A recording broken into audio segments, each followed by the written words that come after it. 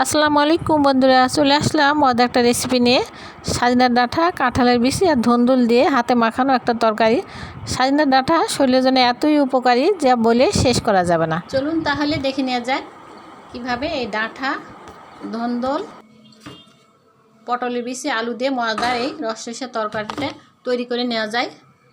তরকারিটা আমি হাতে মাখিয়ে করব। এই যে ডাঁটাগুলো ছিলে ধুয়ে নিয়েছি, দিয়ে দিলাম পরিমাণ মতো, দিয়ে দিলাম ধুন্দুল, দিয়ে দিলাম কাঁঠালের বিচি, আর দিয়ে দিলাম পরিমাণ মতো আলু দিয়ে এটাকে আমি হাতে মাখিয়ে রান্না করব নিরামিষ তরকারি। স্বাদ মতো মরিচের গুঁড়া, হলুদ 1 চা চামচ, লবণ স্বাদ মতো, আদা ও রসুন বাটা 1 চা চামচ দিলাম, কয়টা কাঁচামরিচ 7-8টা, তেল, যেটাকে আমি হাতে মাখিয়ে রান্না করব। হাতে মাখিয়ে এটা রসরসা করে তরকারিটা রান্না করব।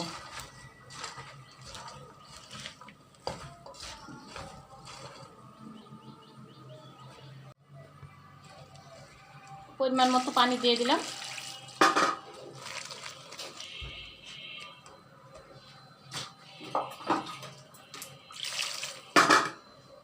এখন এটাকে আমি চুলায় তুলে দেব। তরকারিটা একটু নেড়ে দেই।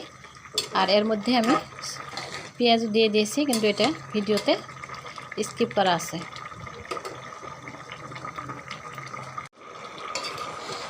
ডাঁটা সিদ্ধ হয়ে গেছে, এই পর্যায়ে আমি নামিয়ে নেব। এসে একটু রসরসা থাকবে।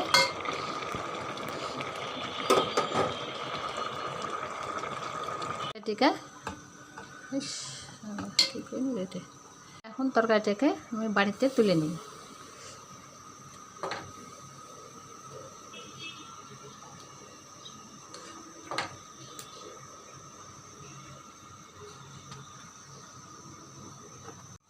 এই যে দেখলেন তো, খুব সহজেই হয়ে গেল আমার নিরামিষ এই ডাঁটা, কাঁঠালের বিচি, আলু, ধুন্দুলের তরকারিটা।